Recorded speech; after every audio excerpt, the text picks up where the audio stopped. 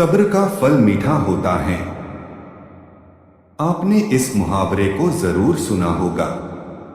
चलिए आज हम इस कहानी से जानते हैं कि इसका मतलब क्या होता है। इस कहानी में बताया गया है कि तारों को कैसे ईर्ष्या का भाव उत्पन्न होता है और श्री नारद मुनि उनको कैसे इस मुहावरे का अर्थ समझाते हैं। यह अत्यधिक सुंदर और प्रेरणादायक कहानी है। आप इसे पूरा जरूर पढ़ें। जब सूरज अस्त हो रहा होता है तब हल्की हल्की संध्या से उत्पन्न होती है और चारों तरफ शांत वातावरण जैसा एक अंधेरा सा छा जाता है। सभी जीव जंतु पशु पक्षी अपने निवास स्थान को जाने लगते हैं और हल्की हल्की हवा चलने लगती है। हम जब आसमान की ओर देखते हैं तो सूर्य अस्त होता रहता है, तभी आसमान में तारे टिमटिमाने लगते हैं। कुछ तारे अत्यधिक चमकीले होते हैं परंतु कुछ कम चमकीले होते हैं। अधिक चमकीले वाले तारों पर हमारी नजर जल्दी पहुंचती है परंतु कम चमकीले वाले तारों पर हमारी नजर बहुत कम ही जाती है। इसलिए हम उन पर ध्यान नहीं दे पाते और उनकी सुंदरता फीकी पड़ जाती है। परंतु उन सब में से एक ऐसा तारा होता है जो अधिक चमकीला होता है, जिसके आने से पूरा आसमान जगमगा जाता है। वह इतना सुंदर और चमकीला होता है कि उसके जगमगाते ही लोगों के चेहरे पर खुशी आ जाती है। उसे हम स्वाति नक्षत्र के नाम से जानते हैं। अत्यधिक चमकीला और सुंदर होता है, जिसके आने से लोग खुश हो जाते हैं। इसीलिए बाकी के नक्षत्र स्वाति नक्षत्र से ईर्ष्या करते हैं और अपनी इस ईर्ष्या की कथा को श्री नारद मुनि को बताते हैं। नारद मुनि उन सभी तारों को समझाते हुए कहते हैं कि देखो, जो भी सब्र करता है उनकी कीर्ति संसार में होती है और मुझे प्रतीत होता है कि आप लोगों में धैर्य नहीं है। इसीलिए आप लोग संध्या काल में होते ही तुरंत जगमगाने लगते हैं। लेकिन स्वाति नक्षत्र अत्यधिक समय के बाद आसमान में निकट आता है, तभी उसकी प्रतिस्पर्धा इतनी अधिक होती है। तभी सभी लोग के चेहरे पर मुस्कान आती। इसीलिए कहा जाता है कि हमें सब्र करना चाहिए, क्योंकि उसका फल मीठा होता है। यदि तुम देर में आसमान में टिमटिमाते होते तो तुम्हारा भी महत्व होगा और तुम्हें भी लोग अलग नाम से जानेंगे। नारद मुनि द्वारा समझाई गई बात सभी तारों को समझ में आ गई। सब्र का फल मीठा होता है, यह बात हम सब जानते हैं और इसे हम लोगों ने महसूस भी किया है। मैं हमेशा अपने कार्य को पूरा करने के बाद उसके परिणाम के इंतजार में उतावला हो जाता हूँ, या फिर अपने आने वाले कार्य को पूरा करने के लिए उतावला हो जाता हूँ, जिससे मेरा आने वाला कार्य बिगड़ जाता है। परंतु मुझे ऐसा नहीं करना चाहिए, मुझे सब्र करना चाहिए उस परिणाम का या उस आने वाले कार्य का, जिससे मैं उस कार्य को अच्छे से समाप्त करूं और उसका परिणाम भी अच्छा हो। हम जानते हैं, जल्दी में लगाया हुआ निशाना हमेशा अपने गोल से बाहर जाता है। हमें धैर्यपूर्वक उस निशाने को भेजना चाहिए, तभी हमें जीवन में सफलता मिलेगी। हमें किसी भी कार्य को धैर्यपूर्वक करना चाहिए, तभी सफलता के दरवाजे खुलते हैं। धैर्य ही ऐसा शस्त्र है जो विकट परिस्थितियों में मनुष्य के मस्तिष्क का संतुलन बनाए रख सकता है और उसको आगे आने वाली चुनौतियों को से निपटने के लिए नए मार्ग को बतला सकता है। बड़े बड़े महात्मा और महापुरुषों के द्वारा भी बताया गया है कि हमें भी किसी कार्य में सफलता पानी है तो उसे चिंता मुक्त होकर करना चाहिए और सब्र रखना चाहिए। परिणाम की सफलता अवश्य मिलेगी। अच्छी नियत से किया गया काम कभी व्यर्थ नहीं जाता और उसका फल आपको जरूर मिलता है।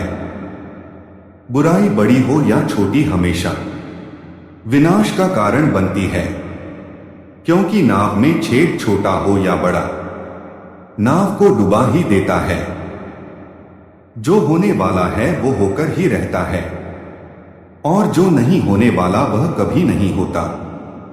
ऐसा निश्चय जिनकी बुद्धि में होता है उन्हें चिंता कभी नहीं सताती है। गलतियां ढूंढना गलत नहीं है, बशुरुआत खुद से होनी चाहिए। निर्णय लेते समय ना ज्यादा खुश हो ना ज्यादा दुखी हो, ये दोनों परिस्थितियां आपको सही निर्णय लेने नहीं देती। सत्य कभी दावा नहीं करता कि मैं सत्य हूं, लेकिन झूठ हमेशा दावा करता है कि सिर्फ मैं ही सत्य हूं। कर्म करो, फल की चिंता मत करो। गीता में कहा गया है, कोई भी अपने कर्म से भाग नहीं सकता, कर्म का फल तो भुगतना ही पड़ता है। अच्छे कर्म करने के बावजूद भी लोग केवल आपकी बुराइयां ही याद रखेंगे। इसलिए लोग क्या कहते हैं इस पर ध्यान मत दो, तुम अपना कर्म करते रहो। परिवर्तन संसार का नियम है। समय के साथ संसार में हर चीज परिवर्तन के नियम का पालन करती है। सत्य कभी दावा नहीं करता कि मैं सत्य हूं, लेकिन झूठ हमेशा दावा करता है कि सिर्फ मैं ही सत्य हूं। जीवन न तो भविष्य में है न अतीत में है, जीवन तो बस इस पल में है। तुम्हारा क्या गया जो तुम रोते हो, तुम क्या लाए थे जो तुमने खो दिया, तुमने क्या पैदा किया था जो नष्ट हो गया, तुमने जो लिया यहीं से लिया, जो दिया यहीं पर दिया। जो आज तुम्हारा है कल किसी और का होगा, क्योंकि परिवर्तन ही संसार का नियम है। जन्म लेने वाले के लिए मृत्यु उतनी ही निश्चित है जितना कि मरने वाले के लिए जन्म लेना। इसलिए जो अपरिहार्य है उस पर शोक नहीं करना चाहिए। कोई भी व्यक्ति जो चाहे बन सकता है, यदि वह व्यक्ति एक विश्वास के साथ इच्छित वस्तु पर लगातार चिंतन करे। मैं सभी प्राणियों को एक समान रूप से देखता हूँ। मेरे लिए ना कोई कम प्रिय है ना ही ज्यादा, लेकिन जो मनुष्य मेरी प्रेम पूर्वक आराधना करते हैं वो मेरे भीतर रहते हैं और मैं उनके जीवन में आता हूँ। मनुष्य अपने विश्वास से निर्मित होता है। जैसा वह विश्वास करता है वैसा वह बन जाता है। फल की अभिलाषा छोड़कर कर्म करने वाला पुरुष ही अपने जीवन को सफल बनाता है। क्रोध से भ्रम पैदा होता है, भ्रम से बुद्धि व्यग्र होती है। जब बुद्धि व्यग्र होती है तब तर्क नष्ट हो जाता है।